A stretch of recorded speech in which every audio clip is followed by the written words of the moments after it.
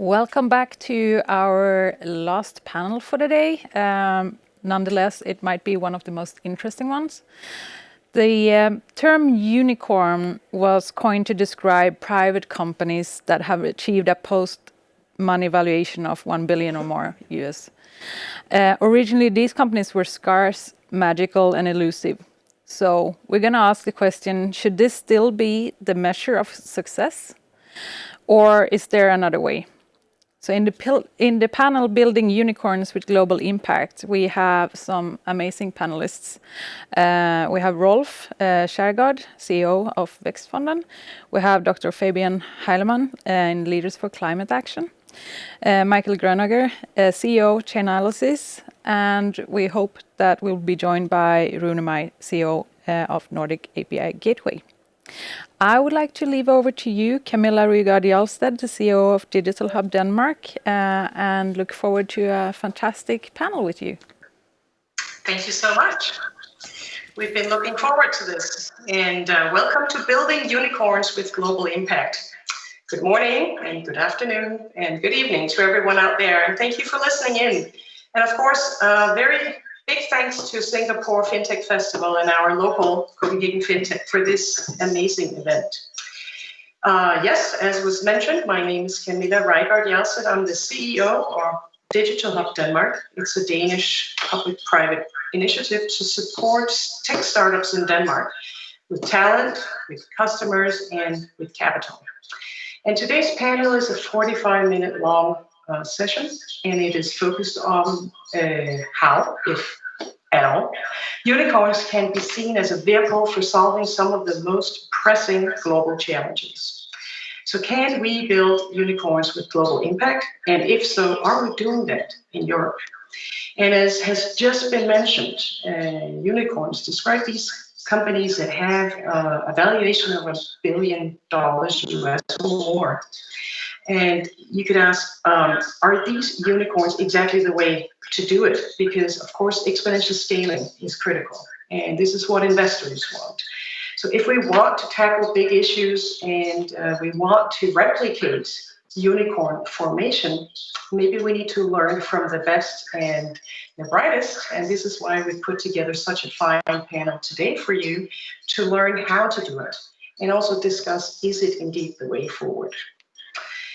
Before I introduce the fine panelists, I'm going to give you a little bit of the process, so hang on here. We will have each panelist giving their 3-minute intro of themselves and their company. I'm going to give you a round of questions to kickstart the discussion, but it's all about you and not so much about me, so I'm going to see what we can steer up of discussion. And if you have any questions out there, audience, please post them, and I'll do my best to parallel process and put in some of the questions alongside. And then, of course, we'll end up saying, okay, what does the future hold for impact companies? And everyone can chip in because we don't know this yet. So in the studio, I have, as we just heard, CEO of Vækstfonden, Kjærgaard, Leaders for Climate Action, Dr. Fabian Heilemann, CEO and co-founder for Nordic API Gateway, Rune, when he shows up. And I think we should just start it now. So I'm going to ask Rolf, can you take the first 3 minutes and give us your story, please? Thank you, Camilla, and thank you to the organizing group behind this conference for having the opportunity to speak to you all, and thank you for being part of this distinguished panel, which I've been looking forward to very much. Personally, my name is Rolf Kjærgaard. I'm CEO of Vækstfonden, and we're all about impact investing. Essentially, we've been doing that for almost 30 years now, investing for impact. Founded by the Danish government back in 1992. Our role, our mission is to make a difference, to create an impact throughout Danish society by working with Danish companies. Small companies, medium-sized companies, large companies, new companies, mature companies, all throughout the Danish territory. And the way we do this is by providing funding. almost not almost, always in partnership with private investors, private banks, private individuals. Everything we do in close collaboration with the private market agents. And we do that in order to build out the local ecosystem, to make sure that we have available to all companies, regardless of stages, various types of capital, whether it's from business angels or VCs or private equity or pension funds or banks or mortgage institutions or what have you, all throughout the ecosystem. In order for it to be long-term viable and seamlessly integrated, we need to have all these different players. And equally important, we need for our local ecosystem to be closely interconnected with other local ecosystems around the world, close by throughout the Nordic region, all throughout Europe, and across the globe. That's what we're all about. And we're almost 300 people doing this. And for the past many years, we've been looking to take this to the next level, investing under an investment hypothesis, which says that the companies of the future will be sustainable. A lot of companies are being formed in a sustainable way, providing and producing sustainable products in sustainable ways with sustainable business models. Others still need to come around to it. But we believe strongly that unless you as a company come around to face the fact that in the future companies have to be sustainable or they will be wiped out by the rivals who are, no matter the industry, no matter the geographical market, unless you come around to that, you won't be around in the future.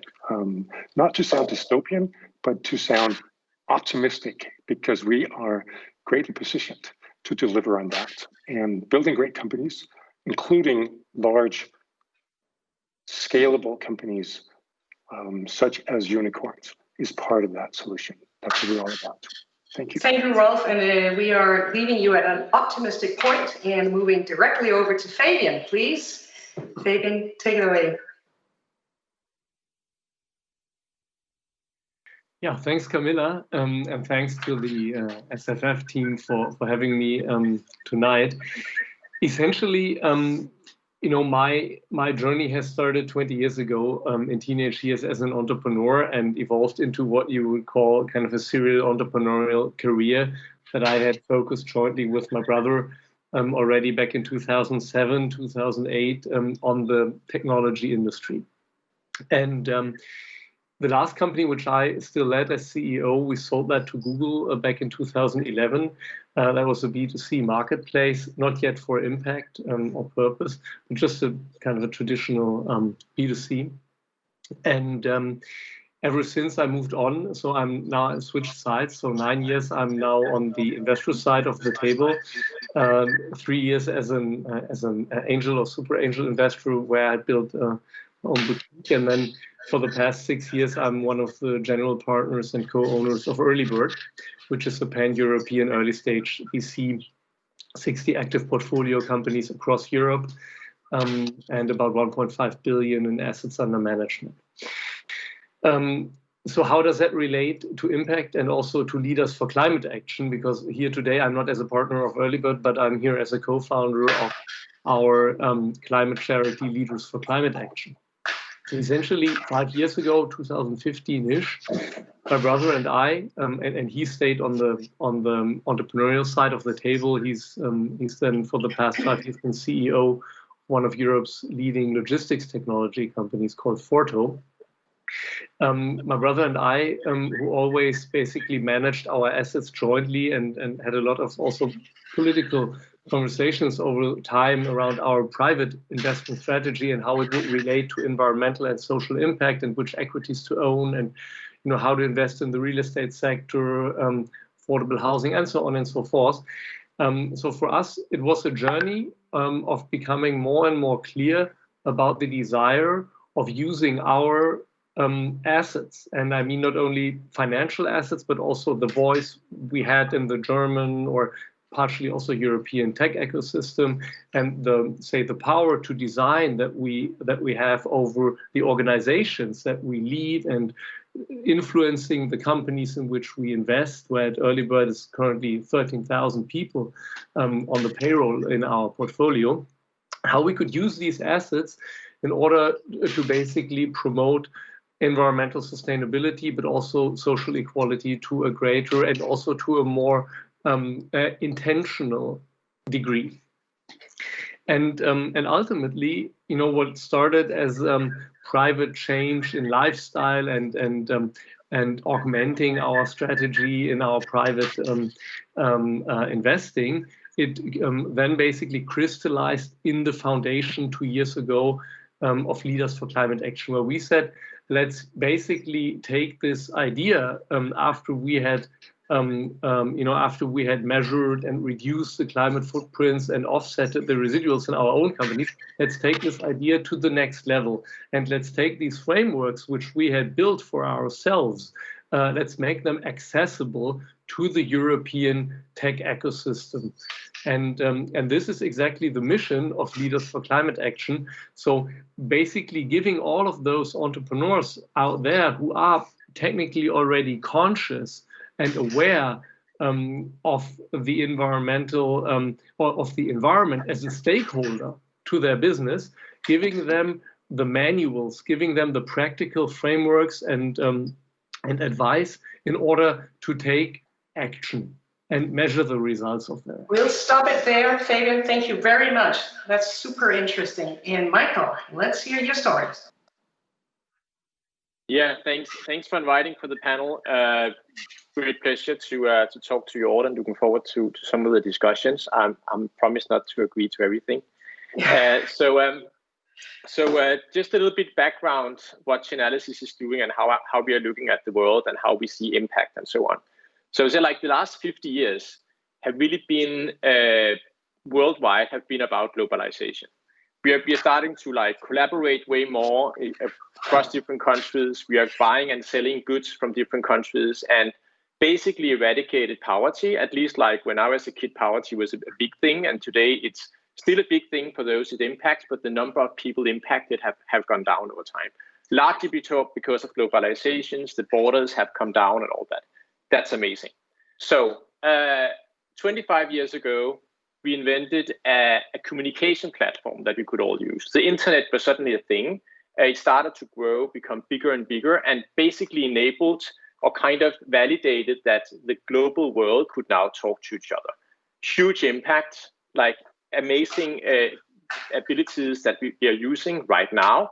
Otherwise, we would not attend a conference in Singapore, sitting in Germany, in New York, and in Denmark, and all talking to each other and having people listening in from all over the world. So that's amazing, and amazing accomplishment.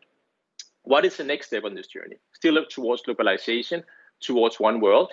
It's basically ensuring that we have one currency, one common financial system that we can all use, and that brings down borders, where it's not about you having the right passport for you to have access to a bank account, of you to be able to wire money, for you to participate in investment schemes and so on.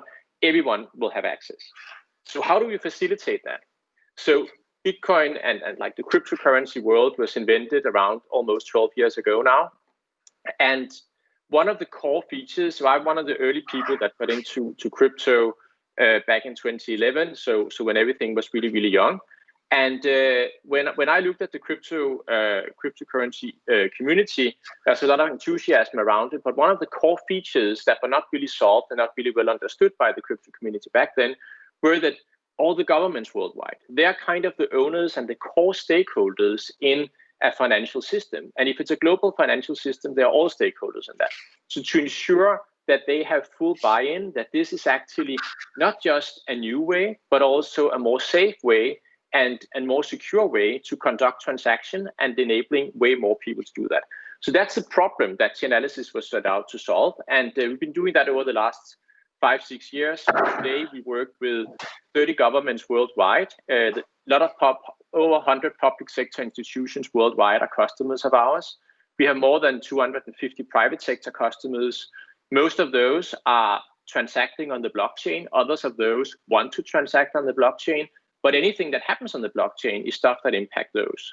And we've seen like tremendous growth in terms of like traction for what we are building and basically enabling this new ecosystem to evolve. So like today, yeah, we hit the unicorn status. What was that, a few months ago? So we can check that box now, and happy to comment on that when we get into the discussions. Thank you so much, Michael. And I wish I had a flag I could sort of celebrate. That's great. Now let's get into dig into the discussion. And of course, missing out on Rune, I'm hoping he shows up. I'm going to start with you, Fabian. And for new viewers, I'm going to say welcome to Building of Unicorns with Global Impact. And I'm going to repeat some of what was said in the beginning, namely that the term unicorn was coined by Eileen Lee of Kjærgaard Ventures. And it describes a private company that has a post-money valuation of $1 billion or more. And now, Fabian, do you think that this is a measure of Heilemann in there? Excellent. Hi. We'll get back to you. Do you think, Fabian, that it is still a measure of success in light of what we're talking about today, namely global impact, or is there another way? What's your take on that, Fabian? Go ahead. Yeah, thanks, Camilla. So my take, and it has shaped over time, but my take is that in the face of both the environmental climate crisis, but also in the face of ever-increasing social inequality on a global scale, the term unicorn, in order to simply describe the financial metric, is not sufficient anymore to gauge the overall success of an enterprise if we see it as not only liable or catering to the needs of their financial stakeholders or financial investors, but if we see it also at the same time as an organism embedded into a broader stakeholder landscape. And therefore, my take on basically the term or the usage of the term of unicorn and its future augmentation is to basically expand the definition and to add to the financial aspect of the unicorn definition also social and environmental impact KPIs. So in that respect, I'm not arguing for letting go of it, but I'm arguing for going beyond it and for adding to it.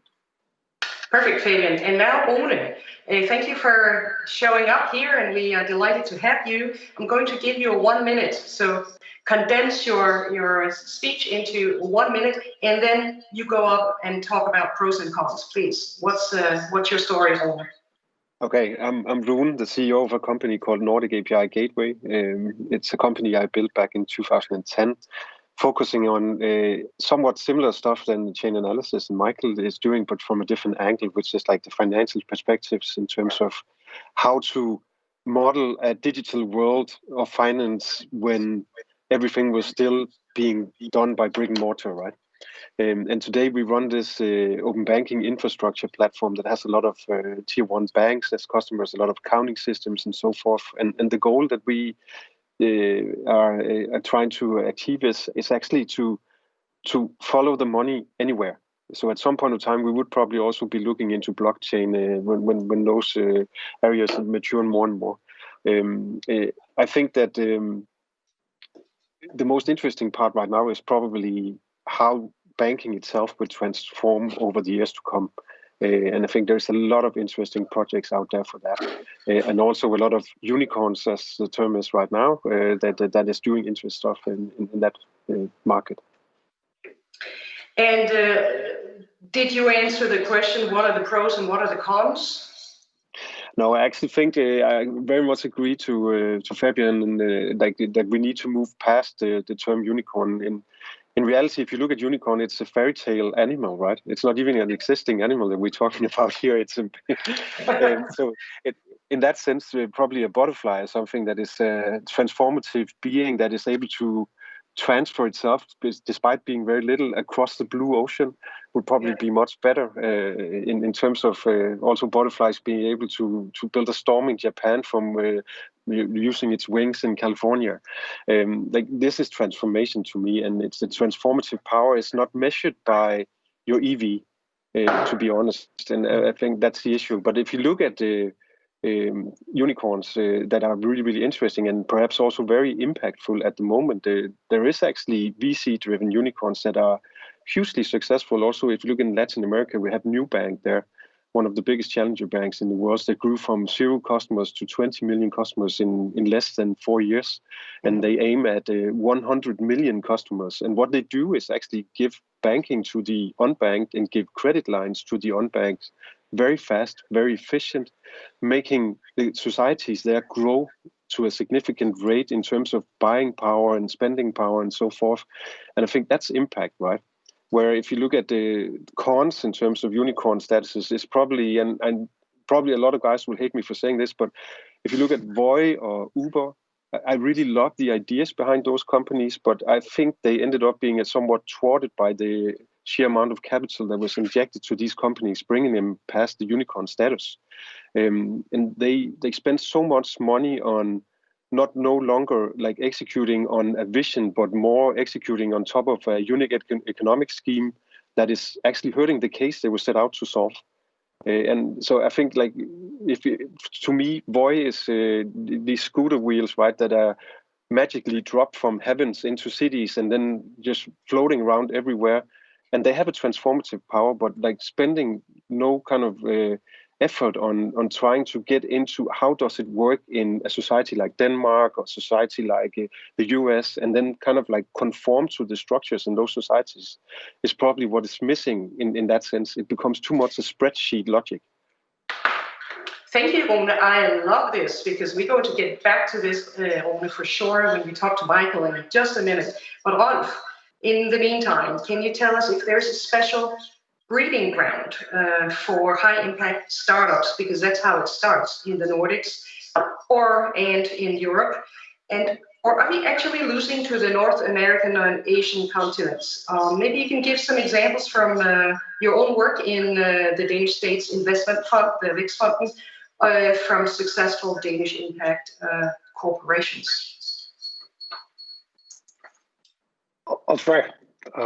First off, I want to share with you all our analysis, which actually boils down to 2 components. One is that as a region, whether it's Denmark or the Nordics or all of Europe, we face both a challenge and a huge opportunity. Now, speaking to the challenge first, I think it's becoming clearer and clearer to everyone throughout the European investor community that we're really great at founding companies and funding them early on, taking them all the way through the seed and Series A stages. But once we hit the Series B round level and onwards, it becomes more difficult to find local capital. And that goes for pretty much all of Europe. Now, there's a lot of effort being mobilized toward remedying that constraint on company growth as a region. We're seeing VCs creating growth funds on top, opportunity funds on top. We're seeing family offices entering that space. And we're seeing governments piling in all throughout Europe, including in Denmark, providing mandates to institutions such as our own at Vækstfonden, with a dedicated focus to supplying more capital to be readily accessible to homegrown European companies once they reach that Series B, Series C stage, so that we can lead those investor rounds and not leave it up to outside investors and thus jeopardize the continuous expansion of these companies as European companies, where we've seen in the past some have left Europe and set up shop somewhere else. But on the opportunity side, when it comes to impact and building impactful companies, companies that are driven, such as you're talking about, Rune, by this great vision to really make a difference, to transform and change the world, to become a better place. We have an excellent breeding ground for that, and we have a legacy to count toward that. When we go back and see some of the sustainable technologies, the green technologies, the whole clean tech space, a lot of those have come out of Europe, and I'm constantly reminded of this when I travel outside of Europe. I talk to people in Silicon Valley, for instance, and we're all talking about technology.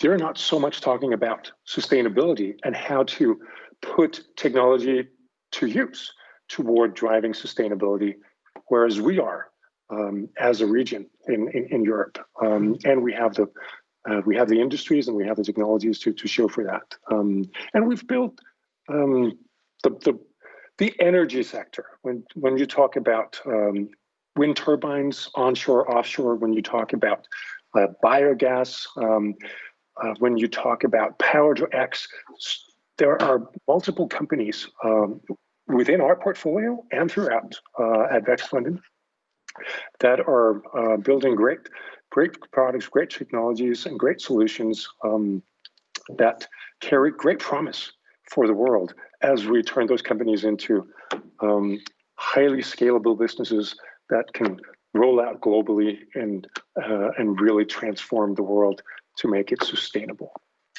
All right. That's very optimistic, Rolf. And that's why we go all the way to Michael now, because is it naive, Michael, to think Europe can have a voice in building tomorrow's unicorns? And why? And what I'm looking at is, why don't we see the platform economy prevailing in Europe? Is it because we don't understand what it takes to create and grow and replicate these type of companies? Or is it indeed the capital, as we just heard Rolf advocate? What is your take? So now I'm going to fire at everyone, because that makes it much more fun. So you get a bit your parades up. But basically, so what I would say here is that I've been in many conferences in the US, and what the US is here in the US, we always talk about how Europe is winning, how Asia is running away from us. As soon as I sit in Europe, we all talk about how good we are in Europe. That's complacency, and that's a very, very core part of the lack of companies in Europe and the lack of growth. I would also say, yes, unicorn status matter. $10 billion matters. If what you mentioned, Fabian, like if sustainability, if all of these things actually have value, it will end up be part of the value of the company. You don't need 2 spreadsheets to do that. You can do it in one. These are all important things. It's just there. And I would again say, like on the European, like what are we doing for sustainability? I'm just commenting on that one. Sustainability, you look at a Silicon Valley company, Tesla, they're probably doing more for sustainability than any company worldwide. And the biggest number of solar panels being installed is not in Europe, that's in China. So I'm just saying, like, there's a lot of things outside, and I don't like to be complacent. I'm European as well. I'm kind of also an American, but I wear both hats. But I would still say I don't like the complacency that I see in Europe around, we are doing good, it's all fine, we should just be happy. We shouldn't. We should panic because the rest of the world is running away. So that's the mindset. Okay, so why don't we see more unicorns in Europe, and why is this not happening? It's there's many reasons around that. So I would say we, for example, I have 2 companies behind me. There's Kraken. I left that in 2014 to found Chainalysis. Kraken is a unicorn today. We are unicorn today. It's like, why does that happen in the US? I would say there's 2 things. Access to capital, that's one of them. You simply need to be able to have access to capital, and capital means people who care about the money. So it's actually someone that has skin in the game, and that means that this needs to be private investors. They're the best because they actually care about it. They want this to grow, and they'll push you as hard as they can to make this happen because they want you to succeed in your vision. So I think that's a core part of that, the access to capital. once the company grows, and that was like well coined by you, Rolf, basically saying like up to Series A works pretty well. Series B stage companies, they are running away. And why are they doing that? So that's access to talent. And talent is actually extremely scarce, because if we're hiring right now chief marketing officer role, can I find that person in Denmark? Absolutely not. Can I find them in Europe? Probably not. Can I find them on the East Coast? Hardly. Can I find them on the West Coast in the US? Yes. It's really, really hard to find talent on that level, because what I'm looking for is someone that's been part of building a company and running a marketing department of, say, a revenue machine that's building more than 100 million a year, 200 million a year, and been through that process. And it's not okay to just run it from one of the big corporations. We want to have someone that's seen the growth, 100% growth year over year, and seen that over time, and been number one or number two to make that happen. There's only a short list. There might be 500 potential candidates. 400 of them are too rich to work today. So now we are down to 100, and most of them are on the West Coast. So it's really, really hard. And that talent doesn't exist in Europe. And it means that you can't hire them there. And it just means that as soon as you cross the Series B stage, it becomes extremely hard to build the companies from there. And that's just a fact. And the only thing that solves that is time. Just waiting and ensuring that, like, over time, one or more, and slowly this will emerge and it will happen. But it's not something we can solve on a short term. And I have to say, wearing my globalist hat, basically saying, I don't care. I don't care as an entrepreneur, and I don't care about, like, as a world citizen. Wealth will be created as long as that wealth is, like, accessible to the entire world. Then where it happens, I don't care about that. All right, Michael, we got it. So I was looking whether there were questions from the audience, and I'm going to say to you out there, please ask us questions. Please fire, because we want this to be live. And if I see them, I'll put them into the stream of questions here. Now, while the existence of impact unicorns might be pivotal to solving these global challenges, we've kind of discussed, or at least started discussing, how to create them and grow them and replicate them. As we've heard, there's probably not enough talent. There's not always enough capital, or at least not this part of the world. And maybe there's not even the willingness of CEOs. I'm thinking of the complacency you're talking about, Michael. It's really hard work, right? And it's really difficult.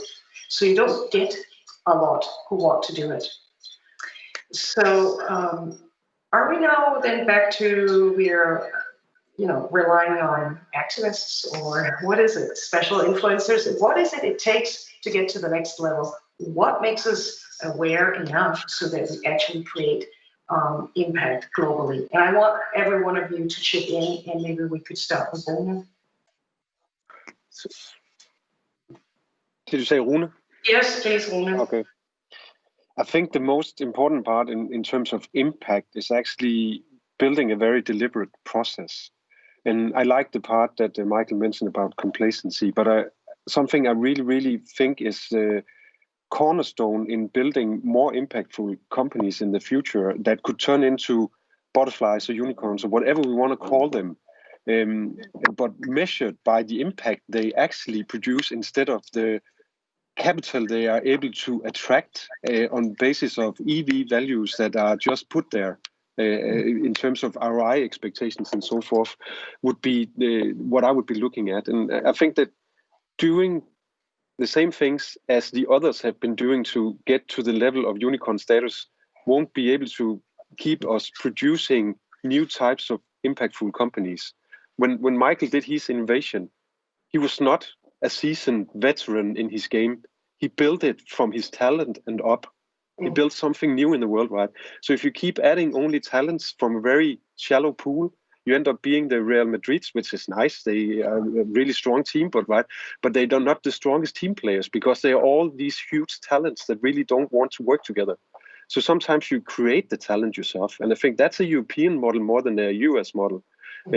Also more than a Chinese model, which is very different from that, right? They expect the talent to be like built from sheer hard work and then even like overworking people in that sense. But like nurturing and creating talent is to me exactly the metaphor of the butterfly, right? Like the transformative power of bringing someone from the cube to actually becoming that butterfly. And sometimes the real talent is not the guy that did something 2 times already, because that guy might be the old guy. And we need some of the new guys there, right? And some of the real talents. We have a 13-year-old guy in my company. He's probably the biggest talent I ever saw within IT development, ever. And we found him by sheer accident, right? Excellent. Rolf, you want to give it a go?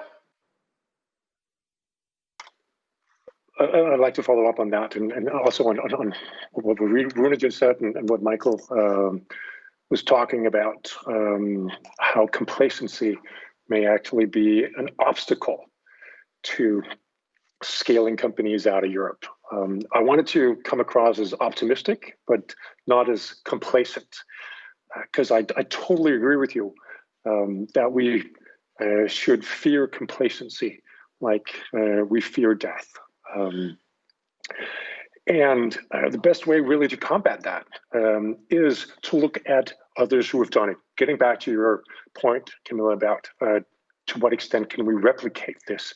When we look at the Nordic region, actually we have more unicorns per capita than any other region, any other country around the world outside of Silicon Valley. Now, getting back to your point, Michael, about the importance of recruiting people as you scale your company who have done it before, who've gone through the stages, who know what lies around the next corner and how to build and prepare for that. We have those available, and we can attract more. And increasingly, we're seeing the attractiveness in this region. Because, and part of that is because of this underlying conviction that we not only want to build high-value companies, we want for these companies to be mission-driven and to deliver impact. Now, whether the aspirations should remain to become unicorns, we'll leave that up for ongoing debate. I think what's the term that we've been using historically and still are is lighthouse companies, companies that stand out from the crowd, that rise up above all other companies and throw light all around them and constitute beacons of success and sources of inspiration for paths for others to follow. And to really deliver impact long term, we need for the financial value creation that typically is measured in unicorn terms to merge with societal value, societal impact, whether it's fighting poverty or reducing pollution or recycling waste, whatever it is. And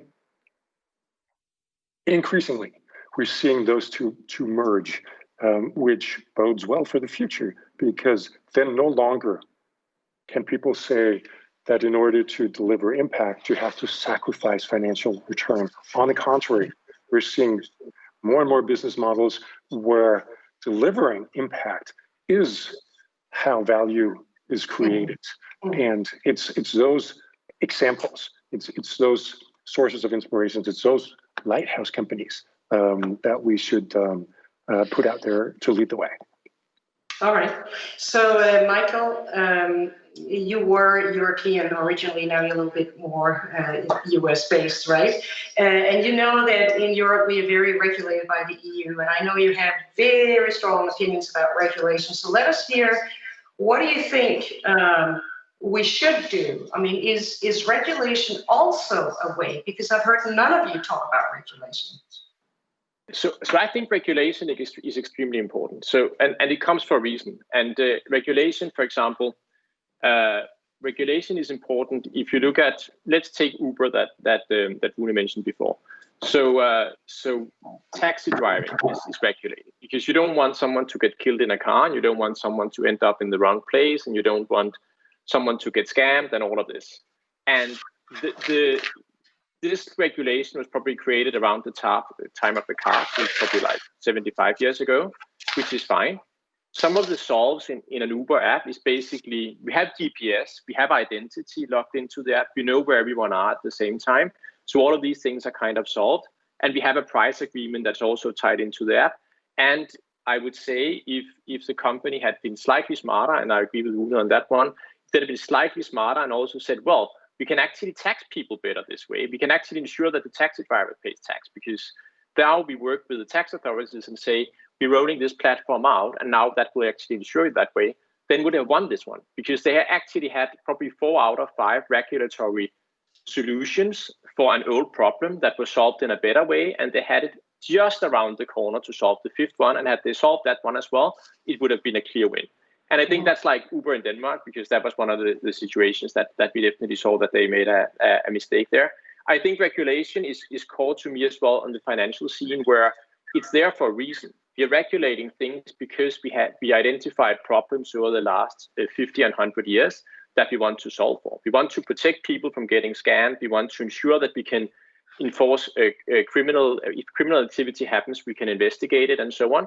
And this is just changing with technology. And that's basically what we're building in the company. We're enabling similar ways of regulating in a new financial ecosystem where you can still do prosecution, you can still follow the money, you can still ensure that terrorist financing is not happening, and all of these things.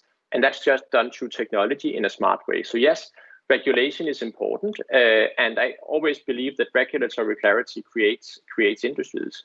If you don't know what you have of regulation, you have a basically no one wants to invest, because tomorrow everything could change, and it's just like your foundation is gone. So I think that's there. Just like to throw one more thing in there, and I think last little bit, Michael. Last little bit, yeah. So it's just, I think one thing that's really core to me is I think a lot of responsibility lies on the shoulders of companies that becomes unicorns and grow from there. And it's basically, I see this as being the era of the companies, where the last 200 years was the era of the governments.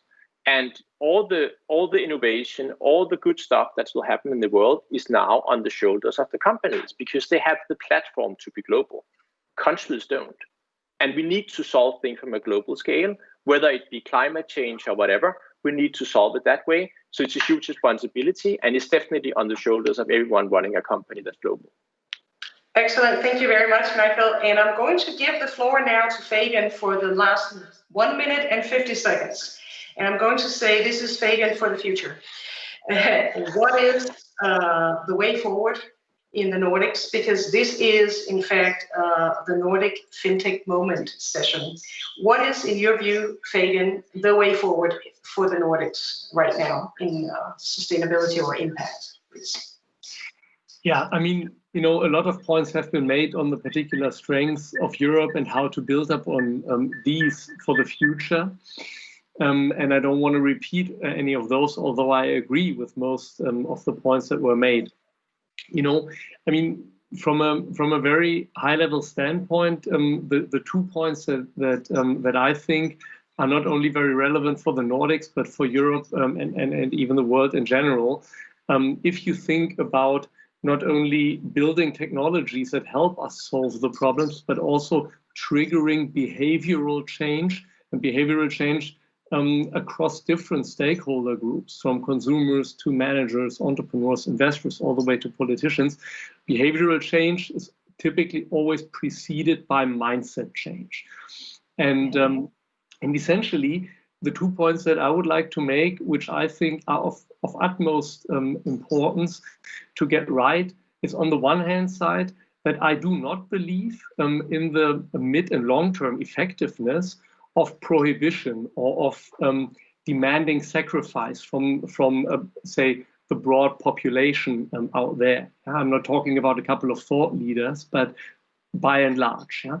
You got 20 seconds, please. But I rather believe that we must get taxonomy right on the one hand side to set incentives around pricing of products, and that we simply must throw the better party.